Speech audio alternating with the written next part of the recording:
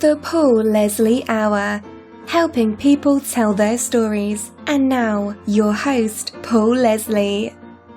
Hey, it's me. Hello and welcome to the Paul Leslie Hour. Thank you for tuning in. Before we get into the interview, I would be honored if you would consider going to thepaulleslie.com and clicking Support the Show. There are quite a number of things I want to accomplish with the Paul Leslie Hour, and you can help me get more of these interviews out there to the masses. It only takes a moment, and it makes a world of difference. Last but not least, tell someone about the Paul Leslie Hour. Let them know in whatever way you can. And now let's get into the interview.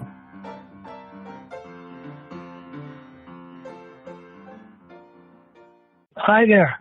Hi, Mr. Hargrave. How are you? I'm hanging in there. That's good. Me too.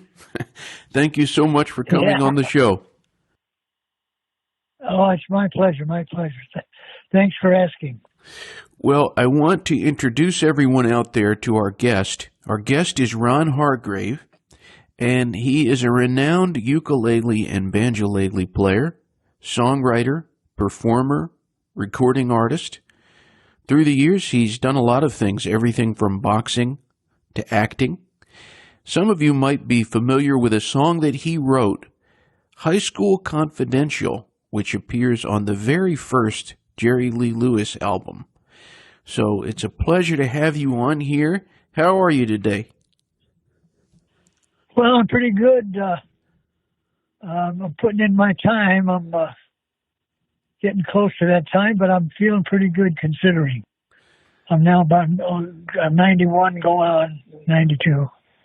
Well, I've been reading this memoir that they sent me, which I really appreciate. Can you tell us when you wrote this story of your life? Well, it's been over the last 2 or 3 years, 4 years maybe. Hard to remember. And I did it at a request of somebody that requested that I better get all this stuff down before it's just plain history and nobody hears anything about it. So I decided to go ahead with it, and I had a lot of help. Some great stories in there. So you're originally from New York. I'm from Brooklyn, New York, right. Can you tell us about your most vivid memory of going to California? I remember in the car driving through Texas.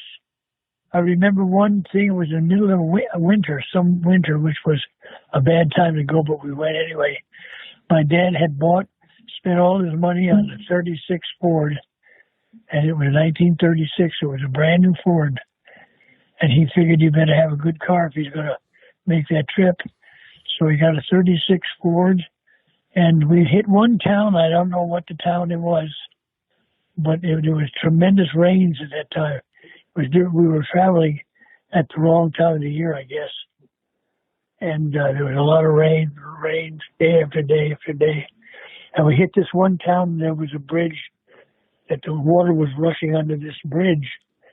And it was very tumultuous. Yeah, it was very tumultuous. And so we came up, it was our chance to go across this bridge, across this river that was just a torrent. And the guy said, that's all, we won't take anymore. And our car was, and my dad argued with the guy, just one more car, we can make it. And the guy let him go through. And just as we went through, the bridge washed out. Oh, wow. Oh, my God. My father was fit to be tied. And so for another day, we spent it right. We went right to our old motel. My dad had to recuperate after that. He was so scared, so nervous over it, that we just made it over that bridge. And I remember that thing washing out. And I remember my dad flipping his cork. So I was 6 years old at the time. So this would have been in the 30s? Yeah, this was 36, yeah. Oh, wow. 1936, right. It was quite a trip. But anyway, it was, Hollywood was a terrific place at that time. It was real Hollywood, you know. Holly trees. The palm trees, and just it's a beautiful place. And it went from there. And tell us a bit about your parents. Were they people who encouraged music and acting and things like that? Yeah, my mother was a singer in vaudeville, and my father was a saxophone player and tap dancer. And they were in vaudeville right up until the crash. Actually, until I was born, practically, which was 1929. The stock market crashed, hit in 1928 in October, and this was like, I was born 10 days later after the stock market crash, and the Great Depression started. And then everything went to hell in a handbasket, so to say. And we finally made it back on our feet, and he wanted to go to California, and we all wanted to go. My dad had been there once before on a contract to do some work on the Roman Chinese building that needed rewiring. And my father was in the electrical business at that time. And he came back with glowing reports from California, how fabulous it was in California, Hollywood, California. So we wanted to go, and we went. And that started my life, I guess. And Mr. Hargrave, can you tell us about the music that most moved you when you were a young guy, like in your teen years? Well, when I was a kid, I was learning songs. I'll never forget the first song I learned was, I play horsey down the street with my horse down the street. When somebody moves the street, I fall down and go boom. I get right up on my horse. Boom, of course, was my horse. When somebody moved my horse, I fall down and go boom. I cried, I ran home to Ma. It's all right now, but how that certain place is hurting. Mama put me straight to bed, but oh my head, in my dreams, they moved the bed. Shelley's laughing here. I fall down and go, boom. I was like 8 years old and seven when I learned that, I think. My mom had a ton of those little songs from way back. And I picked up the ukulele. Then I got the ukulele, which I still have. This little ukulele, it's hanging on the wall right here. I still have that old ukulele, and it's worn in spots where I strum the devil at it. My mom taught me how to play, because my mom was in vaudeville doing impressions of some of the great old vaudeville singers of that era. And that's how I learned, I guess. I started when I was real young. And it brings back wonderful memories. Would you say that you're a naturally musical person? Yes, I would say so, yeah. Yeah, I'm getting the okay from Shelley on that one. I would like to know about when it was that you started to write songs yourself. When was that? Well, that wasn't until later, quite a bit later. I was into athletics very big time in school. That's all I thought about. I was going to be this and that, and I was crazy about athletics, and like most kids, I guess. But I did all that, and I didn't really go into the music hard until the teens. And then I started in rock and roll. I got my first guitar in 1948 or something like that, 46. No, what am I saying? I'm sorry. No, I got my dates mixed up. 70s. I better forget it. I better forget trying to remember dates. That's kind of tough. Yeah, I started in music when I started taking guitar lessons, I guess. But I played ukulele a lot before that. I played my little ukulele a lot. And I was picked up songs real easy. It seemed like I was singing stuff when I was a little punk. I guess that, like most kids, like a lot of kids, I guess. But it was a great, great era. It was great times. And then I went to Palm Springs High School. I graduated from Palm Springs High School, where I had a radio show in Palm Springs. That's when I really started doing. I was going to be a Western movie star, I thought. And I had a guitar and I played Western songs. I had a little radio show on KCMJ in Palm Springs in 1958. I think it was. Yeah, 1958. And every Saturday I'd do this little radio show and play my guitar and talk a little bit. And that was my beginning, actually. And then we went to Hollywood from there. And I started working in a motion picture business, doing Western stuff. I started from the bottom. I started at Central Casting. Started doing Western stunt work and riding horses because I had a lot of experience riding horses when I was a little kid, cleaning out stables and stuff, and riding and exercising the boarded horses at a place in California here near Hollywood. And I got a lot of experience there, and that's where I got my experience horse as a rider. And it worked out pretty good for me. I started going up the ladder a little bit. I got a part, and now I got a fight part in this movie called Flesh and Fury with Tony Curtis. And I was a champion in the movie. And him and I trained together for quite a while. And then we went and did the movie, and that worked out good. And I got another pilot film with Roger Crawford, who had just won the Academy Award. And he was going to make a series, so he was doing a pilot film called Knockout. And they needed a young guy in that film. And so I got to lead a role in that. And I worked on that, and that showed. And I got my start. I got a pretty good start in the motion picture business. Did you ever want to be famous? Oh, yeah. Oh, I wanted to be famous, sure. But not real big. I was a kid. I was a frivolous kid just having a good time, really.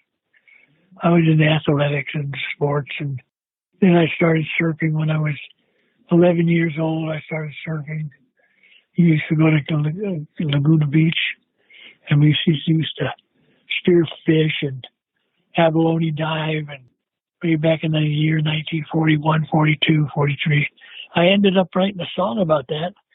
And my last song I've been able to write, called 1943. And it was about my adventures at the beach in 1943. It all began for me way back in 43. I was just a young punk, and I loved the sea. I drove a little blue Monterey Ford. Sticking out the back was a 90-pound Ford. I sang and played on the ukulele. If anybody wasn't looking for me, they could find me riding on the waves at San Onofre, which was true. I used to surf all the time. San Onofre. It was good old days. And that's when I met Jim Arnez, the guy that was in Gunsmoke for all those years. Jim Arnez was a surfer at San Onofre, and he was a young kid. He was in his teens, late teens, and he was a surfer at San Onofre, and he was called Big Jim. And we used to see him out there on a surf riding, his hands going and flipping, but he never fell off the board. That was Jim. Then all of a sudden he got a break in Hollywood and he disappeared. And the next thing you know, you saw him on the screen doing this TV show, Gunsmoke.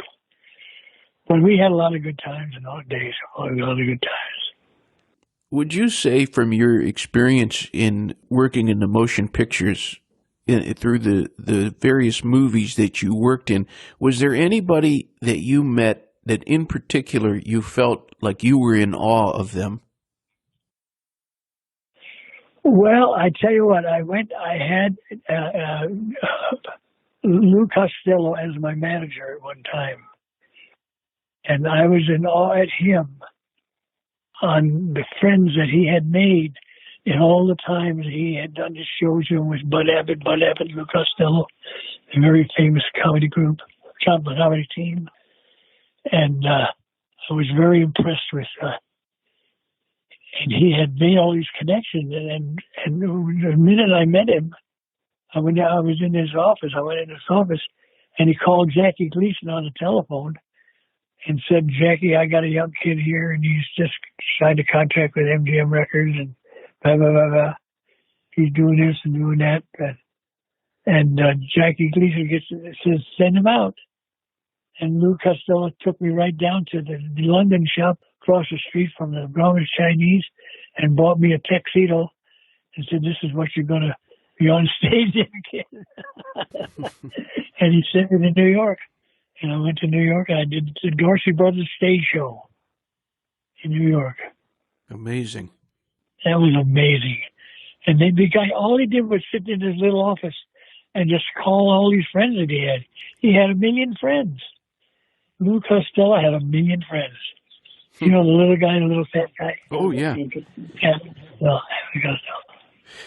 How would you describe Lou Costello? Well, he was a very, very direct guy.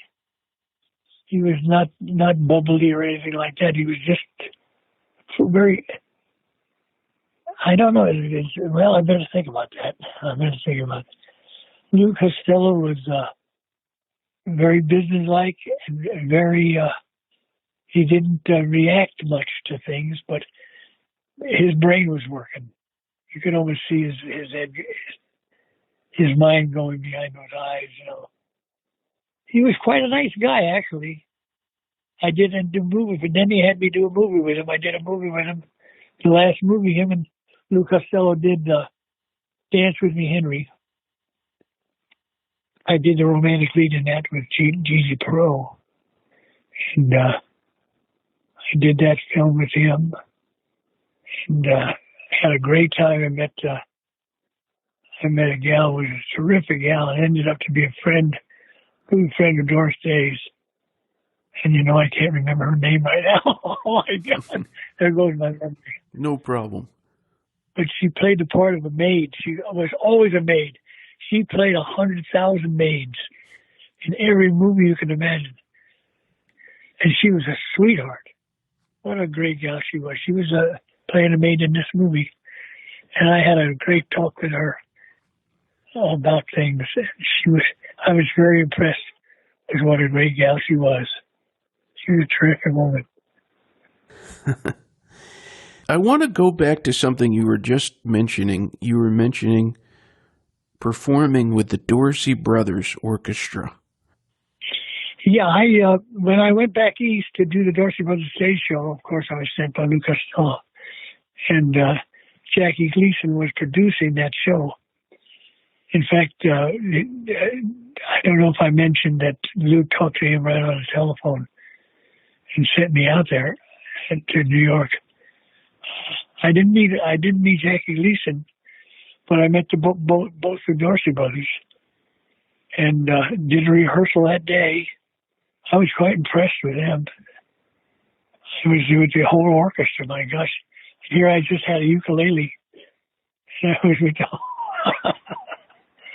and here I am doing a big thing with the whole Dorsey Brothers orchestra. It was crazy. And so I met some guy. Louis Bellson was the drummer at the time. Louis Bellson was well known, and he did me a great favor, which is a long story, but it was just unbelievable times. Unbelievable. Can you recall the first time you went into a recording studio?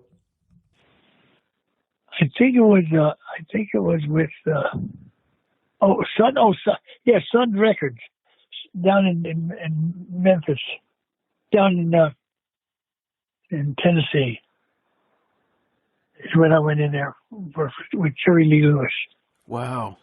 Yeah, I went with Jerry Lee Lewis, and I met the head of the studio there. What was his name? Can't remember his name now, but he's well known. Phillips? Phillips, yeah. Yes. I met Phillips there. I met a guitar player that was on the session that had done the session with Jerry Lee, the High School Confidential session.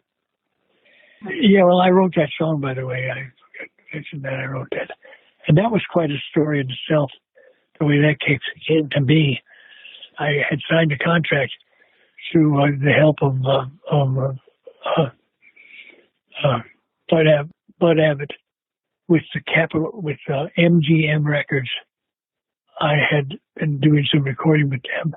And the A&R man, who was an old-timer in the motion picture business, said to me, he says, we're going to be doing a movie here with Jerry Lee Lewis. He's going to be doing his first movie. And you're going to need a song for the movie. And he says, if you write a song for the movie, I'll have you play it for him right in the producer's office. He says, when he comes to town. And I said, are you kidding? I said, that's fabulous.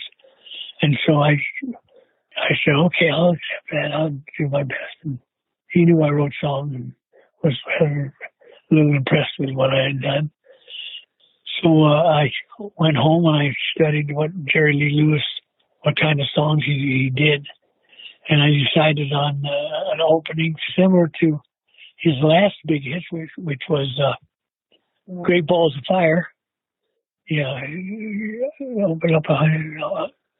Anyway, I thought of how that went, and I said, I'll put that kind of a beginning on the song. So I wrote, open up 100 years to love about me, that's knocking.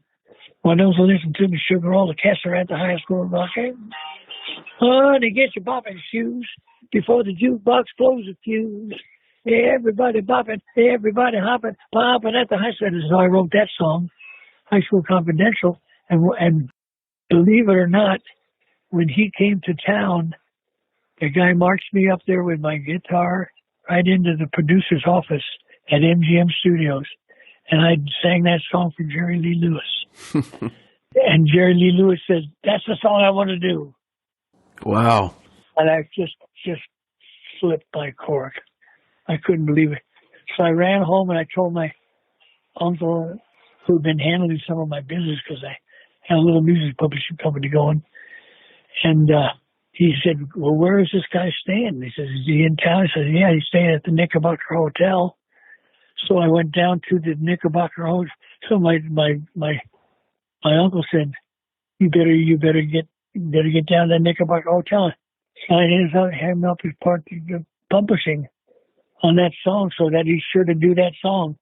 Because saying it and doing it are not the same thing, you know. So I went down to the Knickerbocker Hotel. I called Jerry first, and he was there. I went down to the Knickerbocker Hotel and signed him up as part writer, and he had half the action. He was happy as hell. My manager, Bullens Durgam, was really happy. That's Jerry. I'm sorry, I made a mistake. That was Jackie Gleason's manager, Bullens Durgam. I'm talking about this other guy was the same manager that Hank Williams had. And I couldn't think of his name. Oh, I'm sorry. But anyway, I went down there, and Jerry, and then they wanted me to go on tour with him. Jerry said, why don't you go on tour with me and be my roommate? So I was his roommate on his last rock and roll tour, which was all through the country. We took off. Anyway, what an experience that was. That had a lot of stories in it. What was he like, Jerry Lee Lewis? Jerry was arrogant, but a nice guy. He was a nice guy.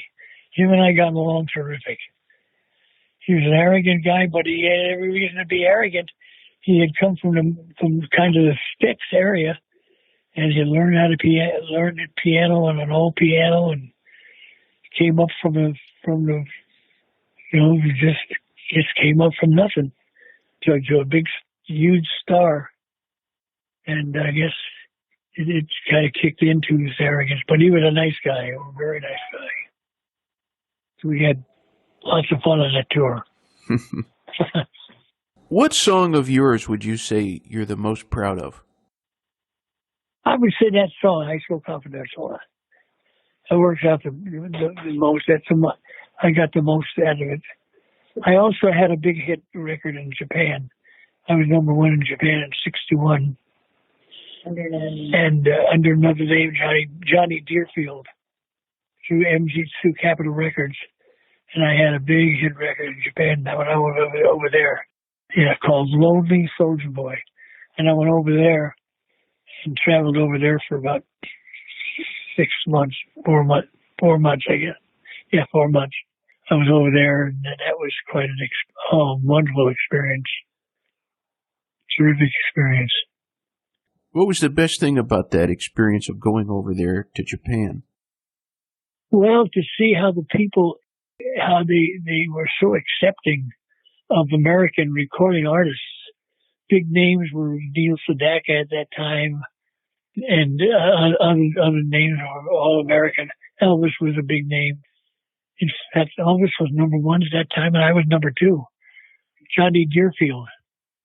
That was my name through Capitol Records.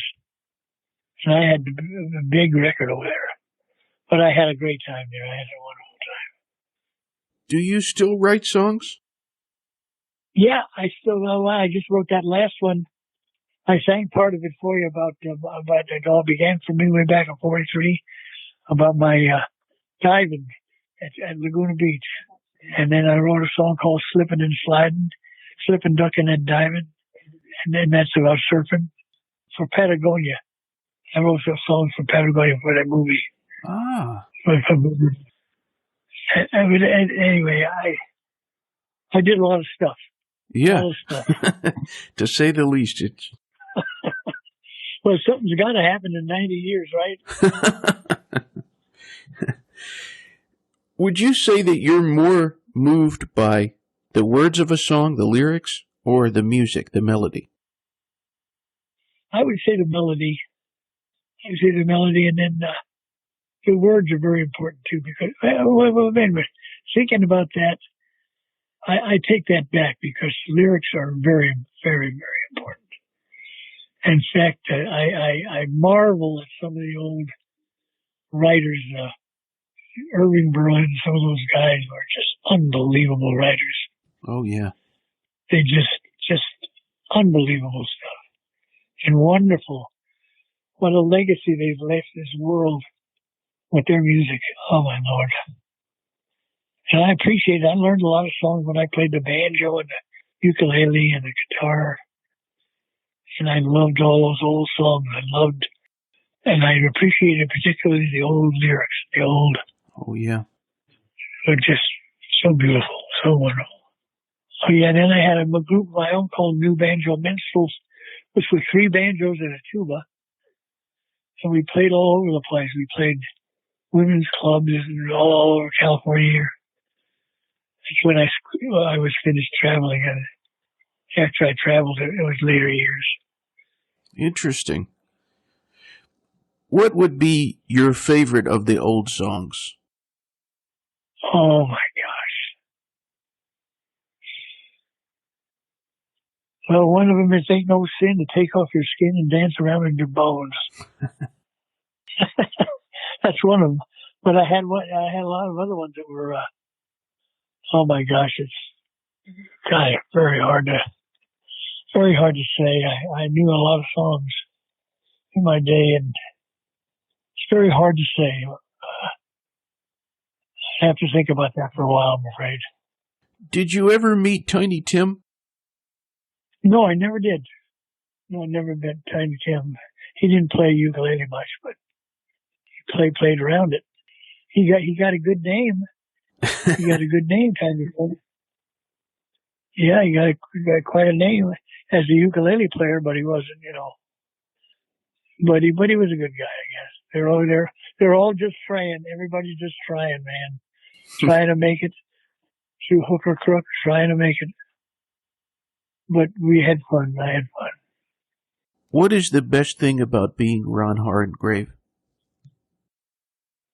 Well, my memories are wonderful. My memories are just, I think about it, I dream about the old days too. Sometimes when I go to sleep at night, I dream about things that happened, and of course I always think about things I should have done and didn't, And, but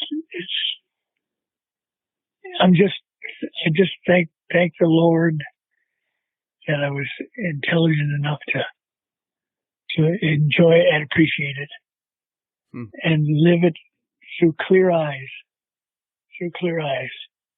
because I made it a point to never mess with any substances, alcohol or anything else. I just made that a rule that I lived by all my life. And I guess that's why I made it to 90. Who knows? Well, in closing, is there anything you'd like to say to anybody who's tuned in with us? Well, if you're a young person and you have a talent, get it, you exercise it, use it, develop it, become something, and become somewhat of if it's a musician or whatever it is, do it, because you'll always appreciate the fact that don't waste your time. Find out the talents that you have when you're young, and develop that talent.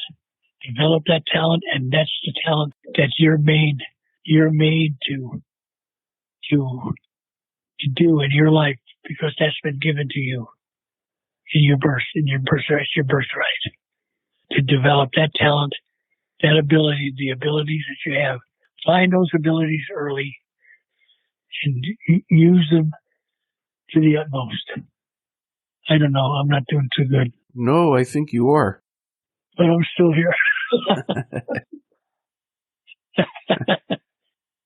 I have to remind myself every once in a while. Would you sing us just one line of something? Oh yeah. Look at me. Look at me. I'm like a monkey in a coconut tree. I'm like a devil, like the devil in the deep blue sea. No, I got mixed up. No, wait a minute. Look at me. I'm like a monkey in a coconut tree. Like a dolphin in the deep blue sea. I'm wild and I'm free. Riding on a wave and I'm gliding. Just slipping and sliding. I'm having a ball. I only wish I could surf like this. No, times can get tough. And if it gets a little rough, no, times can get tough.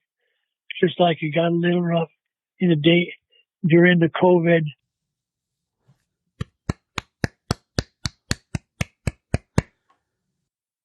Flipping, ducking, and diving. I was having a ball. I don't know. Anyway, that's called slipping and sliding. Flipping, ducking, and diving. Anyway, that's what I'm leaving.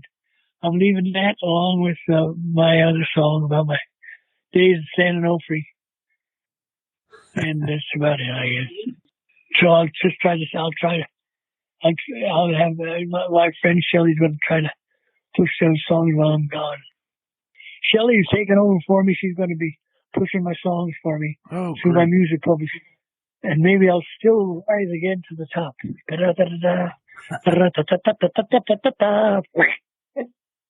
Somebody just hit me.